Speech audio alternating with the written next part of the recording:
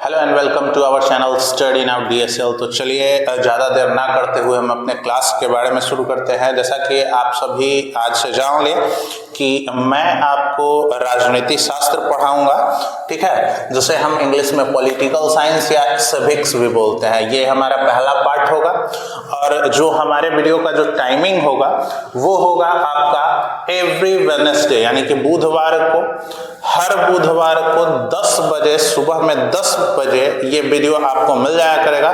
चूंकि recorded video होगा तो आप बाद में भी इसका आनंद ले सकते हैं।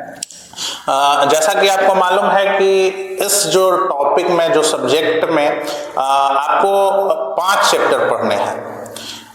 जैसा कि भारतीय भवन बुक में इसको 8 चैप्टर या 9 चैप्टर तक खींच के लेके जाया गया है, लेकिन अगर आप बीटीबीसी का जो बुक होगा, सरकारी बुक जो आता है, उसको अगर आप देखिएगा तो इसमें केवल और केवल 5 चैप्टर में इसको खत्म किए हुए हैं। तो ज्यादा नहीं है चैप्टर, इसीलिए अगर हम आज से भी क्रैश कोर्स के रूप में जो शुरू कर रहे हैं, अगर इसमें एक एक वीडियो भी वीक में अगर हमको मिलता रहेगा या स्टूडेंट्स को हम देते रहेंगे तो कोई समस्या नहीं होगा।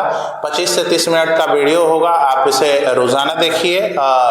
जब आपको समय मिले तब आप देख सकते हैं इसको। चूंकि रिकॉर्डेड है तो चैनल पे ऑलरेडी पड़ा रहेगा, इसका हम प्लेलिस्ट बना के उसको हम रख देंगे, ठीक है। तो ज्यादा देर ना करते हुए हम लोग शुरू करते हैं। और हाँ, अभी आपको मैं बता दूं कि जो ये चैनल है, इस पे हर एक सब्जेक्ट के अलग अलग टीचर आपसे जुड़ने वाले हैं। कुछ तो टीचर एज अ सब्जेक्ट अपना लेके जुड़ भी गए हैं, जैसे आपके मैथ के टीचर जो कि संजय सर, काफी बढ़िया टीचिंग स्किल्स है उनके पास। आप उनका मैथ का एक्सपीरियंस एंजॉय कर सकते हैं। आपके साथ इंग्लिश का टीचर जो जुड़े हैं, चंदन सर, संस्कृत के हैं, उनका भी नाम चंदन ही है। फिजिक्स के तो कहना ही क्या है इनके बारे में, फिजिक्स का जो रंजन सर हैं। फिर आपके साथ एक दो और टीचर्स हैं, जैसे केमिस्ट्री में है श्याम सर आपके, ठीक है। इकोनॉमिक्स में आपके सोनू सर हैं। हाँ, तो एज अ फ्रेशर मत देखिए इनको, भाई पहली बार ऑन कैमरा स्टडी करने आए, मतलब आपको सिखाने आए हैं, टीचिंग स्किल को लेके आपके सामने आए हैं। ऑलरेडी इनके पास टीचिंग स्किल तो है, लेकिन ऑन कैमरा मैंने इनको पहली बार लाने का प्रयास किया है आपके सामने।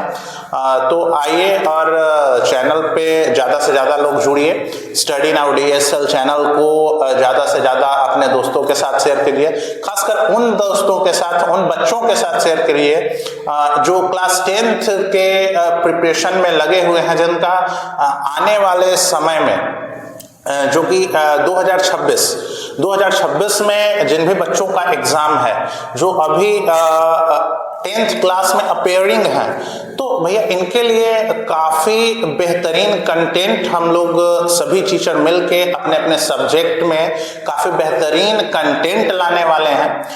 जहां तक हम सभी ने अपना एक मीटिंग जब रखा था, इसको जब हम शुरू करने के ऊपर आए थे, तो हमने प्लान किया था कि भैया बच्चों को ना कंटेंट कम समय में काफी बढ़िया कंटेंट देना है। चूंकि रिकॉर्डेड क्लास होगा तो इसमें जो भी होगा सो क्लियर बात है, किसी बच्चे से बात नहीं होगा, डायरेक्ट हमारा कन्वर्सेशन आपके साथ होगा। और ऐसा है कि जो भी आपका मामला होगा, वीडियो के बारे में कोई भी राय, सुझाव जो भी हो, या आपको इस वीडियो में कुछ कमी दिखता हो तो उसे आप कमेंट बॉक्स में जरूर बताएंगे। और इसे आप सबसे जरूरी चीज में रखेंगे। अगर आपको कोई भी समस्या होगी तो हम अपना एक चैनल के डिस्क्रिप्शन में जो वीडियो होगा, वीडियो के डिस्क्रिप्शन में सभी सोशल मीडिया एप्स के लिंक शेयर करते रहेंगे। आप जाके उनको फॉलो कर लेंगे और कोई भी अगर आपको समस्या है तो वीडियो के नीचे कमेंट बॉक्स में, साथ ही टेलीग्राम जो ग्रुप हम बना रखे हैं, जिसका लिंक हम डिस्क्रिप्शन बॉक्स में दे देंगे आपको, आप उसके ऊपर भी जा करके, उसमें जा करके आप अपना मैसेज या जो भी डाउट हो उसमें अपना सबमिट कर सकते हैं। जैसे ही हमको समय मिलता है या जैसे ही हम उस आपके डाउट को देखेंगे हम तुरंत जवाब देने का प्रयास करेंगे। तो चलिए ज़्यादा देर नहीं करते हैं, अब अपना हम वीडियो शुरू करते हैं। जैसा कि हम आपको बता दिए हैं कि जो हमारा ये क्या है, पॉलिटिकल साइंस, सॉरी इकोनॉमिक्स आ रहा है। पहले मैं इकोनॉमिक्स पढ़ाने वाला था, लेकिन सोनू सर के आ जाने के बाद मुझे यही सब्जेक्ट पढ़ाने का मौका मिल रहा है आप लोग को। आइए काफी रुचि के साथ हम इस सब्जेक्ट को शुरू करेंगे। जैसा कि आपको बता दूं फिर से दोबारा मैं कि हर बुधवार को 10 बजे सुबह में आपको ये वीडियो मिल जाया करेगा, रिकॉर्डेड होगा, ठीक है।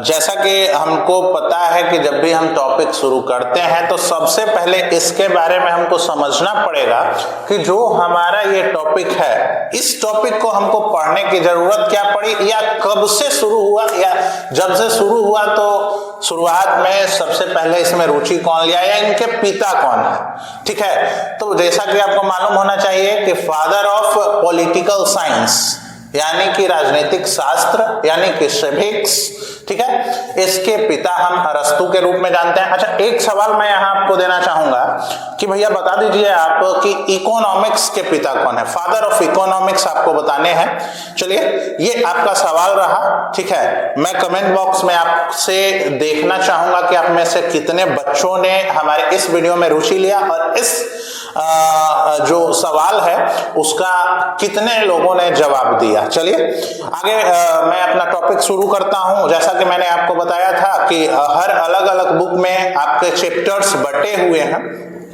जैसा कि आप ये देखिए, राजनीतिक शास्त्र का भारतीय भवन का ये बुक है, इसमें मैं आपको दिखाता हूं कि इसमें करीब करीब 9 चैप्टर हैं, ठीक है। जैसा कि आप देख रहे होंगे कि 9 चैप्टर्स हैं, ठीक है। वहीं अगर आप इस बीटीबीसी बुक के बारे में बात करें जो कि सरकारी विद्यालय में चलता है आपका, इसमें आपके केवल और केवल 5 चैप्टर्स हैं और मैं आपको इसी बीटीबीसी बुक के माध्यम से ही पढ़ाने वाला हूं। साथ के साथ एनसीईआरटी के पैटर्न पर जो ये बनाया गया है बुक, तो वहां से मैं नोट्स वगैरह आपके लिए तैयार करता हूं जिसके माध्यम से मैं आपको पढ़ाऊंगा। और हाँ, एक सबसे बड़ी चीज मैं आपको बता दूं कि आप लोग भैया नोट्स अपना बनाते रहना, ठीक है, क्योंकि मैं अगर जो नोट्स दूं वो उतना कारगर हो या ना हो आपके लिए, लेकिन जो नोट्स आप खुद बनाओगे वो आप खुद उसके बारे में जानते हो कि किस प्रकार से आपने बनाया है, क्या है उस नोट्स में खासियत और क्या है उसकी विशेषता,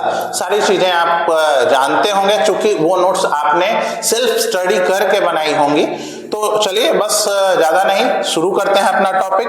सबसे पहले तो मैं आपको बता दूं कि इसमें जो मेरा पहला चैप्टर होगा वो हमको पढ़ना होगा लोकतंत्र में सत्ता की साझेदारी।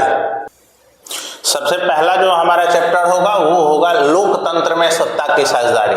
जैसे इंग्लिश में अगर हम बात करें तो बोलना पड़ता है कि power sharing in democracy, power sharing in democracy. तो सबसे पहला जो इसमें मेरा बात होगा कि हम इसमें हर टर्म के बारे में जानेंगे कि क्या होता है हर एक टर्म, यानी अगर लोकतंत्र है तो उसका मतलब क्या है, सत्ता में साझेदारी अगर हमको पढ़ना है तो इसका मतलब क्या है, तो दोनों का मतलब पढ़ेंगे। सबसे पहले हम यहाँ पढ़ना चाहेंगे लोकतंत्र के बारे में कि भैया लोकतंत्र क्या होता है। तो लोकतंत्र ऐसी शासन व्यवस्था होती है जिसमें जनता के द्वारा ही सरकार को चुना जाता है। तो लोकतंत्र कैसी शासन व्यवस्था है, तो लोकतंत्र एक ऐसी शासन व्यवस्था है जिसमें जनता के द्वारा ही अपने ऊपर मतलब जो लीडर होते हैं उनको चुना जाता है। शासन कहिए, सरकार कहिए, जो भी आप कह सकते हैं। इसका डिफिनेशन अगर लिखना हो तो आप लिख सकते हैं कि वैसी शासन व्यवस्था जिसमें जनता के द्वारा ही सरकार को चुना जाता हो, उसे हम क्या कहते हैं, लोकतंत्र कहते हैं। अब कहिएगा भैया कि ये लोकतंत्र कैसे, मतलब हम सरकार को कैसे चुनते हैं, तो आप जिसको जानते हैं वहां से शुरू करते हैं। क्योंकि आप किसी ना किसी कभी ना कभी किसी गांव से बिलोंग किए होंगे, तो मैं आपसे कहना चाहता हूं कि आपने कभी ना कभी तो भैया पंचायत चुनाव में हिस्सा तो लिया होगा, नहीं लिया होगा अगर आपने, तो आपने माता पिता ने लिया होगा पंचायत चुनाव में हिस्सा। ठीक है ना। कभी ना कभी इसमें ना पंचायत चुनाव में ना आपके जो फैमिली हैं या फैमिली मेंबर्स हैं उन्होंने तो हिस्सा लिया होगा। तो भैया बताओ, सबसे पहला मेरा सवाल आपसे यही होगा, लोकतंत्र को ही हम समझने चले हैं यहाँ से कि लोकतंत्र में का मतलब क्या होता है, किस प्रकार से हम किसी भी सरकार को चुनते हैं। तो लोकतंत्र में सरकार हम दो तरीका से चुनते हैं, दो प्रकार से चुनते हैं, एक प्रत्यक्ष और एक अप्रत्यक्ष। आगे धीरे धीरे पढ़ना है हमको, ठीक है ना। तो सबसे पहले मैं जो बात कर रहा हूं आपसे कि पंचायत चुनाव, तो पंचायत चुनाव में आप क्या चुनते हो, सबसे पहले ये बताओ। तो जब आप वोट देने जाते हो तो सबसे पहले आप चुनते हो पंच, ठीक है। उसके बाद आप चुनते हो वार्ड, ठीक है। उसके बाद आप चुनते हो पंचायत समिति, क्या चुनते हो, पंचायत समिति। उसके बाद आप क्या चुनते हो भैया, सरपंच, है ना। उसके बाद आप क्या चुनते हो, प्रमुख या मुखिया बोलो, ठीक है। उसके बाद आप बोल सकते हो कि भैया जिला परिषद भी चुनते हो आप, क्या चुनते हो, जिला परिषद, ओके। अब देख लो, आप इनके लिए वोट करते हो, ठीक है। कितने के लिए वोट किया आपने, तो आपने वोट किया पंच के लिए, आपने वोट किया वार्ड के लिए, आपने वोट किया पंचायत समिति के लिए, आपने वोट किया सरपंच के लिए, आपने वोट किया मुखिया के लिए, यहां तक कि आपने जिला परिषद के लिए भी वोट किया है, ठीक है।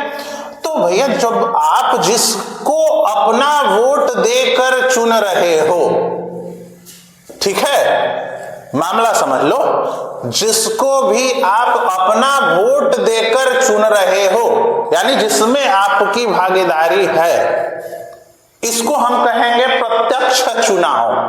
क्या, प्रत्यक्ष चुनाव, क्योंकि आपने इनको प्रत्यक्ष रूप से वोटिंग किया है, आपने इनको चुना है।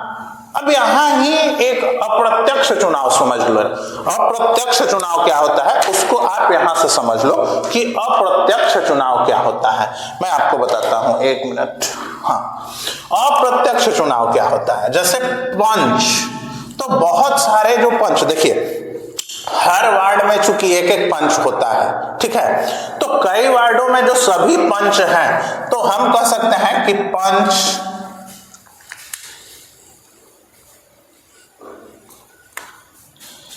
बहुत सारे जो पंच है ना सभी लोग इकट्ठा होते हैं, ठीक है, बात समझिएगा, ठीक है। ये वीडियो मैं ज्यादा लंबा लेके नहीं जाना चाहता हूं, क्योंकि ये हम लोगों का पहला वीडियो होगा, बहुत ज्यादा लंबा जाएगा, बोर हो जाएगा। पॉलिटिकल साइंस बहुत सारे बच्चों के लिए ना रुचिकर सब्जेक्ट नहीं होता है, ठीक है, इसलिए मैं चाहता हूं कि इसको फनी वे में पढ़े, ठीक है। तो मैंने सबसे पहला टॉपिक ही जो उठाया है लोकतंत्र में सत्ता के साथ, इसको मैं ग्राउंड लेवल से लेके आ रहा हूं आपके लिए, पंचायत चुनाव, क्योंकि ये हर के बच्चों के घर घर की कहानियां हैं, ठीक है। हर घर में बच्चे इसमें रुचि लेते हैं, जब कभी भी इलेक्शंस वगैरह आते हैं तो घर के बच्चे इसमें रुचि लेते हैं, ठीक है।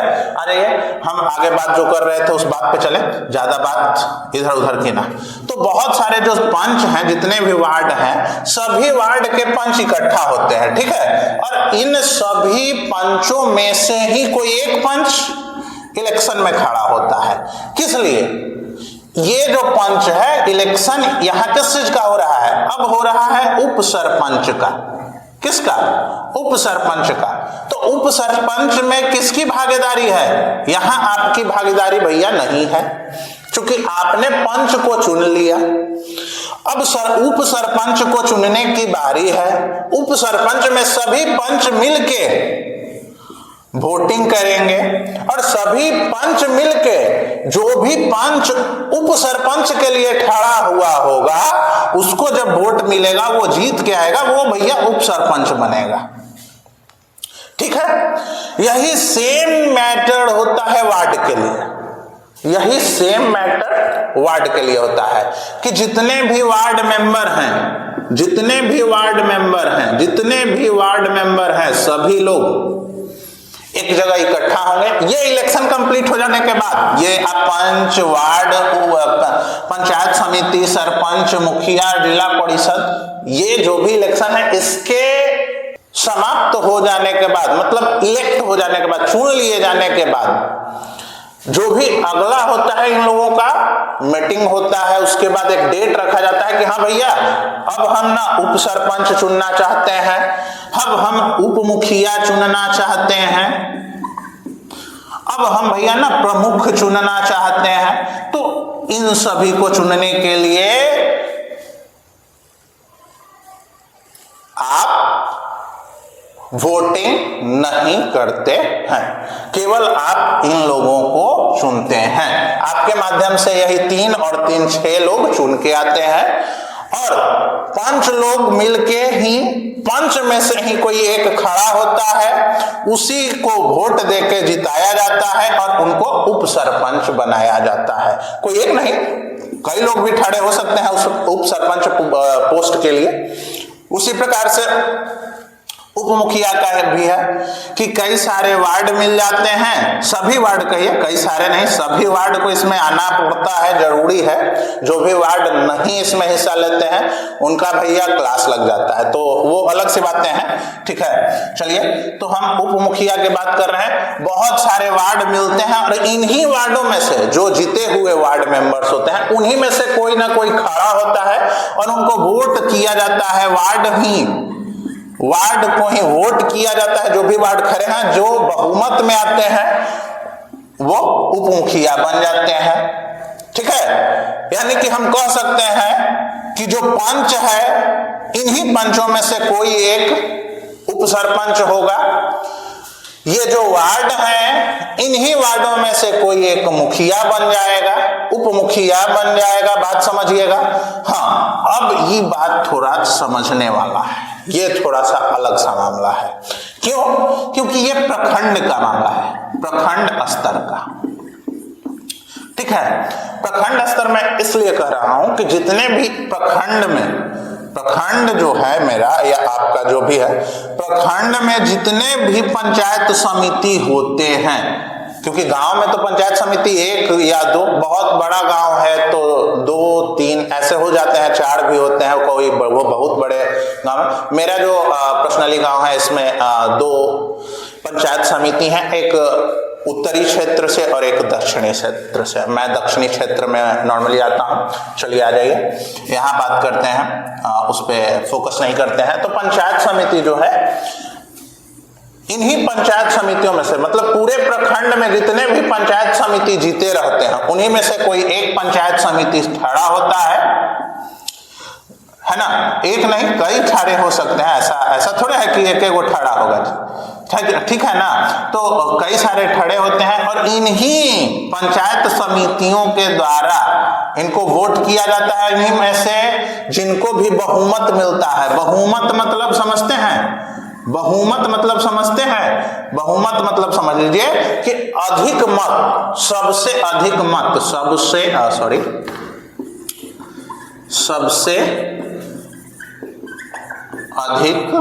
मत मतलब भैया वोट होता है, समझ लीजिएगा। वोट को हिंदी में मत बोलते हैं। तो सबसे अधिक मत जिनको मिलेगा, यानी कि बहुमत जिनको मिलेगा, वही जाके आगे प्रमुख बनते हैं। तो यहां से आपका एक सवाल हो सकता है, 1-2 सवाल हो सकता है कि भैया अच्छा ये बताइए कि आपके प्रमुख कौन बनते हैं। ठीक है, प्रखंड स्तर पे जो प्रमुख होता है वो कौन बनता है? क्या वो पंच बनता है, क्या वो वार्ड बनता है, क्या वो पंचायत समिति बनता है, क्या वो सरपंच बनता है, क्या वो मुखिया बनता है, क्या वो जिला परिषद बनता है? कौन ये प्रमुख कौन होता है? तो प्रमुख कहीं ना कहीं किसी भी पंचायत का है ना, किसी भी पंचायत का जो भी पंचायत समिति है, उन्हीं में से कोई एक प्रमुख के रूप में चुन के आता है। ठीक है, तो आप बता सकते हैं कि उप सरपंच कौन बनता है? तो पंच ही आगे चल के उप सरपंच बनता है वोटिंग के बाद। उप मुखिया कौन बनता है? तो वार्ड जो होता है वही उप मुखिया बनता है। वार्ड लोग ही उसको इलेक्ट करते हैं, चुन के लाते हैं। ठीक है, प्रमुख कौन बनता है? तो ये प्रमुख जो है कहीं ना कहीं का साथ के साथ पंचायत समिति भी होता है, पंचायत समिति भी होता है। अगर ये प्रमुख है तो समझ लीजिए कि ये किसी न किसी पंचायत पंचायत समिति भी है। ऐसा नहीं है कि केवल प्रमुख है, मतलब इसके पास 2-2 पोस्ट होगा, ठीक है ना। वही बात यहाँ है कि अगर वो उप मुखिया है तो समझ लीजिए कि उप मुखिया के साथ साथ वार्ड भी है कहीं ना कहीं का। अगर ये वार्ड में काम नहीं करेगा ना तो इसके लिए, है ना, जनता इसको पोस्ट से हटा भी सकती है। इसके बाद मामले में हम आगे पढ़ेंगे कि किस प्रकार से इसको हटाया जा सकता है, ठीक है। वही बात यहाँ है कि जो उप सरपंच हैं ये कहीं ना कहीं पंच भी होते हैं, ठीक है। और इन सभी को हटाने का एक प्रोसेस होता है जिसे महाभियोग हम लोग कहते हैं, वो हमको आगे पढ़ना है। तो खैर इसके बारे में ज्यादा चर्चा यहाँ नहीं करेंगे क्योंकि वीडियो जो है हमारा लंबा हो जाएगा।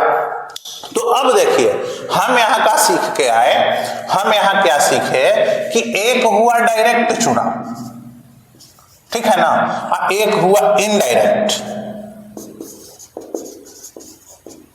तो डायरेक्ट इलेक्शन में भागीदारी इन लोगों की आपने, और इनडायरेक्ट किनको चुन के लाया आपने, उप सरपंच, उप मुखिया, उप प्रमुख को चुना।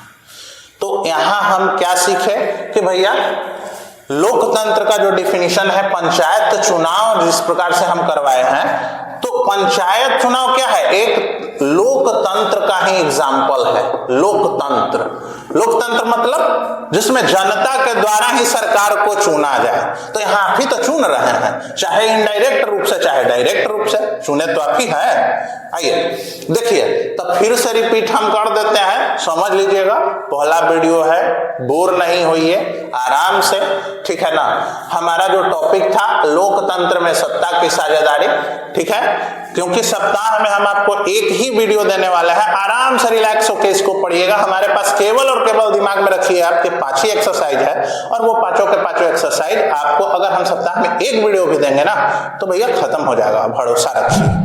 चलिए आइए, लोकतंत्र में सत्ता की साझेदारी, जिसको हम इंग्लिश में कहते हैं पावर शेयरिंग इन डेमोक्रेसी। इसमें हम सबसे पहले डेमोक्रेसी के बारे में जाने हैं। डेमोक्रेसी मतलब लोकतंत्र। लोकतंत्र का मतलब क्या होता है, जिसमें जनता के द्वारा ही सरकार को चुना जाता है, उसे हम लोकतंत्र कहते हैं। जिसमें हम सबसे पहला एग्जाम्पल आपके लिए लाए थे पंचायत चुनाव। इसलिए पंचायत चुनाव मैंने लाया क्योंकि घर घर की कहानी है पंचायत चुनाव, ठीक है। चलिए आगे बढ़ते हैं। पंचायत चुनाव का मामला उठ गया है तो भैया हम यहां से बता दें आपको कि डायरेक्ट जिसको आप चुन के लाते हैं, जैसे पंच, वार्ड, पंचायत समिति, सरपंच, मुखिया, जिला परिषद, ये आप डायरेक्ट इलेक्ट करते हैं तो भैया डायरेक्ट हो गया, है ना। डायरेक्ट चुनने के आए हैं तो डायरेक्ट चुनाव, इनडायरेक्ट चुन के आते हैं तो इनडायरेक्ट चुनाव, ठीक है ना। प्रत्यक्ष अप्रत्यक्ष बोला जाता है इसको, तो डायरेक्ट को बोलते हैं प्रत्यक्ष, इनडायरेक्ट को बोलते हैं अप्रत्यक्ष। ओके, तो अप्रत्यक्ष। अब आपसे ऑप्शन देके पूछ सकता है। अब 1-2 सवाल करते हैं यहां से कि सवाल आता कैसा है।